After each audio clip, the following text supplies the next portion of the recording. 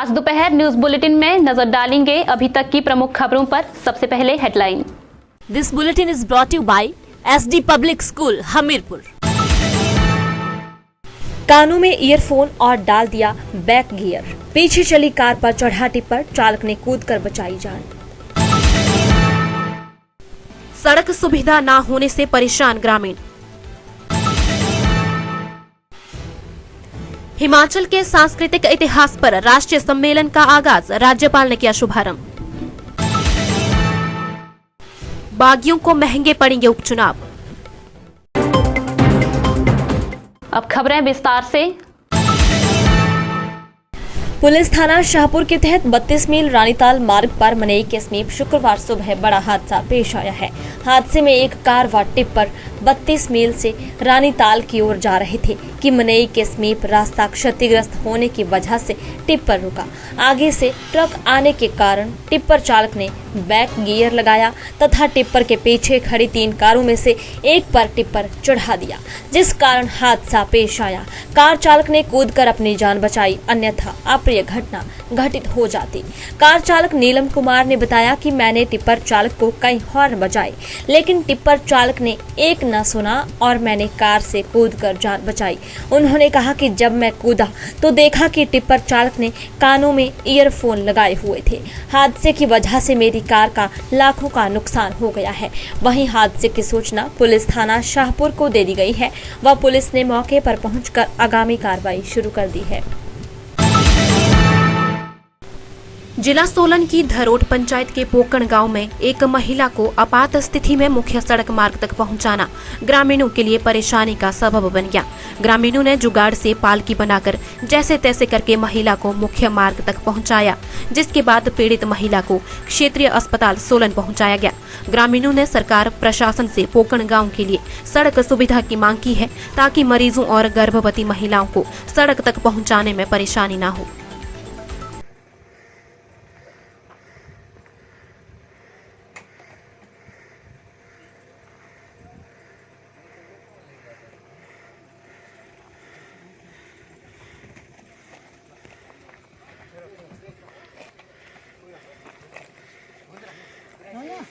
ऐसे ही आप पकड़ो ले ऊपर जो मामू दो बंदे जाओ पर।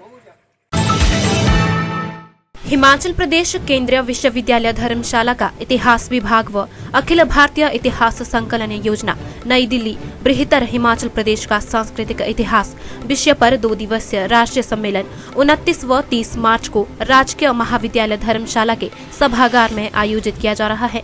सम्मेलन में देश भर से इतिहासकार पहुंचे हैं। राष्ट्रीय सम्मेलन का शुभारंभ राज्यपाल शिव प्रताप शुक्ल ने बतौर मुख्य अतिथि शिरकत करते हुए किया। उद्घाटन सत्र की अध्यक्षता CU के कुलपति SP बंसल ने की। अखिल भारतीय इतिहास संकलन योजना में राष्ट्रीय कार्यकारी अध्यक्ष ईश्वर शरण विश्वकर्मा तथा राष्ट्रीय संगठन मंत्री डॉक्टर बाल मुकुंद पांडे का उद्बोधन भी हुआ, जिसमें उन्होंने महत्वपूर्ण विषयों पर प्रकाश डाला। इस दौरान विभिन्न विषयों पर मंथन किए जाएंगे। सम्मेलन के सभी तकनीकी सत्र बंडरवर्ड होटल में होंगे, जिसमें हिमाचल के मौर्य काल, हिमाचल की मुद्राएं, अभिलेख, कला एवं वास्तुकला, धार्मिक परंपराएं, सामाजिक आर्थिक इतिहास आदि विषयों पर मंथन होगा। सम्मेलन के संयोजक डॉक्टर जगदीश प्रसाद ने बताया कि सम्मेलन में राष्ट्रीय संगठन मंत्री हेमंत धिंग मजूमदार, महासचिव अखिल भारतीय इतिहास संकलन योजना वैद्यनाथ लाभ, रजनीश कुमार शुक्ल, डॉक्टर ओम उपाध्याय आदि मौजूद रहे। जो है हमारा 2 दिवसीय भारतीय इतिहास और हिमाचल का जो स्वर्णिम इतिहास रहा है, उसको लेकर के 2 दिवसीय संगोष्ठी का आयोजन किया गया है। महामहिम राज्यपाल हिमाचल प्रदेश श्री शिव प्रताप शुक्ल जी आज हमारे मुख्य अतिथि थे और देश भर से लगभग जो है 60 के आसपास देश भर के हिस्टोरियन जो हैं वो आज यहाँ पर आए हुए हैं। और मेन इसका मुख्य उद्देश्य यही है कि हमारी जो युवा शक्ति है, युवा शक्ति को जो हमारा स्वर्णिम प्राचीन इतिहास, वो चाहे भारत का हो चाहे हिमाचल का हो, वो उनके सामने आए, ताकि उससे सबक लेते हुए, क्योंकि ये कहा जाता है कि जिस व्यक्ति को अपना स्वर्णिम इतिहास, अपने देश का इतिहास नहीं मालूम है, वो एक तरह से जीवित तो है, लेकिन मानसिक रूप से जो संस्कृति के अनुरूप कार्य होना चाहिए और देश से जुड़ाव का कार्य होना चाहिए, वो पूर्ण रूप से नहीं होता है। तो आज यही उद्देश्य है कि 2 दिन ये संगोष्ठी में चर्चाएं होंगी और संगोष्ठी से जो आउटकम निकलेगा, आउटकम के रूप में जो हमारा राष्ट्रीय शिक्षा नीति को हमने यहाँ पर केंद्रीय विश्वविद्यालय में इम्प्लीमेंट किया है, उसी स्वरूप जो हमारा अभी पाठ्यक्रम भी तैयार हो रहा है, पाठ्यक्रम में उसका समावेश हो और ये जो बात है ये हमारी युवा पीढ़ी, युवा शक्ति तक जाए, यही संभव प्रयास रहेगा। राष्ट्रीय ट्राइबल कांग्रेस के सदस्य व हिमाचल कांग्रेस के सचिव मनोज ठाकुर ने धर्मशाला में पत्रकार वार्ता करते हुए कहा कि 6 विधानसभा में भाजपा की गलत राजनीति व बागियों की वजह से असामयिक चुनाव थोपे गए हैं। यह इन्हीं लोगों के लिए महंगे पड़ने वाले हैं। उन्होंने कहा कि कांग्रेस के पदाधिकारियों व कार्यकर्ताओं में अपनी सरकार पर पूरा भरोसा है। ऐसे में उन सभी लोगों ने अब उपचुनाव में टिकट के लिए अप्लाई किया है। उन्होंने कहा कि जनता ने उन्हें भी उपचुनावों में समर्थन दिया है। मनोज ठाकुर ने कहा कि 2012 में भी मुझे टिकट कांग्रेस की ओर से दी गई थी। उस समय भी लोगों ने बढ़ चढ़ कर मेरा साथ दिया था। उन्होंने कहा कि अब उपचुनावों में लोगों ने उन्हें उतरने के लिए कहा है। ऐसे में अब कांग्रेस को मजबूत करने के लिए वह मैदान में उतरेंगे। इस वार्ता में सबसे बड़ा मुद्दा था एक कैंडिडेचर का। मैं आपको बताऊं कि ये जो हमारे ऊपर 6 विधानसभा चुनावों में असामयिक चुनाव थोपे गए हैं, उसके लिए मैं समझता हूं कि जिन लोगों ने, जिम्मेवार लोगों ने, जिन्होंने ये चुनाव थोपे हैं, मैं समझता हूं कि उन लोगों को ये चुनाव बहुत महंगे पड़ने जा रहे हैं। हमारे कांग्रेस के बहुत से लोगों ने आवेदन किया है। मुझे बड़ी खुशी है कि लोकतांत्रिक अधिकार है और बड़ी अच्छी बात है कि वो सभी कांग्रेसी हैं और सभी जो वो हैं वो जनता के प्रति समर्पित हैं। मैं भी ये वो करना चाहता था, अप्लाई करना चाहता था, पर उससे पहले कि मैं जनता की नब्ज़ को टटोलना चाहता था। मैंने बोला ऐसे नहीं, तो जल्दबाजी में मैं अप्लाई नहीं करूंगा। मैंने जनता की नब्ज़ टटोलने के लिए पूरी धर्मशाला कंस्टिट्यूंसी का दौरा किया।